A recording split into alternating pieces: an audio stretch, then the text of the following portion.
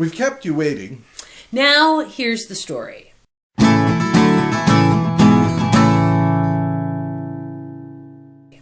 Hi, I'm Pastor Dave. And I'm Pastor Jenny, and we are the PortaParsonage. The PortaParsonage? Really? Well, yeah, but before we tell you just how the PortaParsonage came into existence, we need to give you a little bit of the backstory. Yes, the backstory of how we got into RVing. Jenny and I will be celebrating our 18th anniversary in May, and our first August together, we joined a church Sunday school campout at Letchworth State Park, New York. Yes, we did. Yes, we did. It was a beautiful place. It was beautiful. Yeah. We slept on a tent, in a tent. I had said there was no way that I was going to do that, and you promised. I promised. He promised that I would not get wet, I would not have to sleep on the ground, and I would have coffee in the morning. How'd that work for you? Well, it rained that night, and the tent leaked, and so did the air mattress. Yes, it did. So the early morning was not a happy time. You talk about happy campers? No. Hard to find in my tent.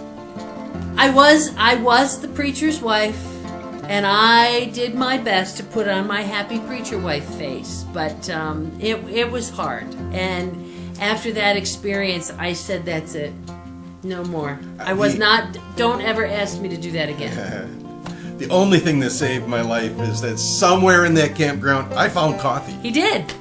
I don't know even today how he did it. I do not remember, but that saved us. Anyway, a few years later, I was visiting with my daughter in Rochester, and we went to one of the malls, and there in the mall was this place to sign up for a chance to win a key that might start a new car. Mm-hmm.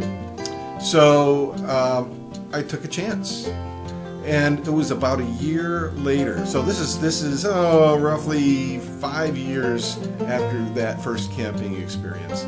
And I received a phone call from Bass Lake Resort up in Parrish, New York, and we took a journey. Yeah. Went up to Parrish, and I dug as best I could through the top eighth of an inch of keys because they were all flat and you couldn't move them. So I grabbed a key and it didn't work. But I'm shocked. But we took a ride through the campground.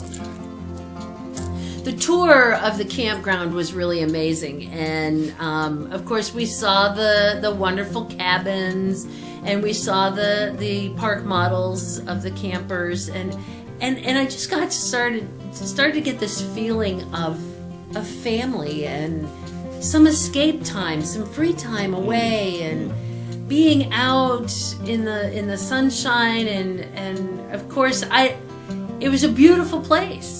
And we fell in love with the idea, not only the campground, but the idea of camping and the idea of being connected with other people who enjoyed that experience as well. So we bought in. We did. We bought a membership. And that was the beginning. Another story. But when we finished signing all the papers, made our down payment and everything, we stopped and it was time to go. We looked at each other and realized we don't have a camper, and I'm still not tent camping. Not gonna happen. No. So we left there and we made our way home, and we stopped in Syracuse, and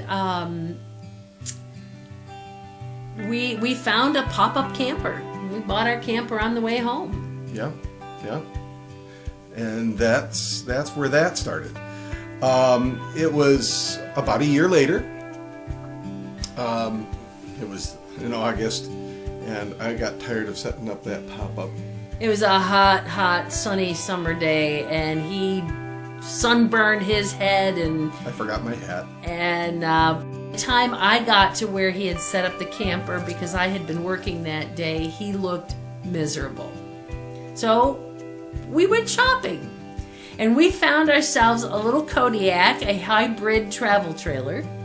It was kind of, for us at the time, the best of both worlds. I was raised in a pop-up camper that was all canvas. And I was raised in a tent, but we're not going back there. No. So the Kodiak is a hybrid. It was a hardbound camper. It was a small one, a 16-footer, but both ends popped out with canvas tent ends, and so it was really kind of special and a nice upgrade for us, and it was a lot of fun. We really enjoyed that camper. Sometime after that, just a few years after we had that camper, my supervisor challenged us to consider an out-of-the-box ministry, to think about an out-of-the-box ministry. So we went camping to think about it.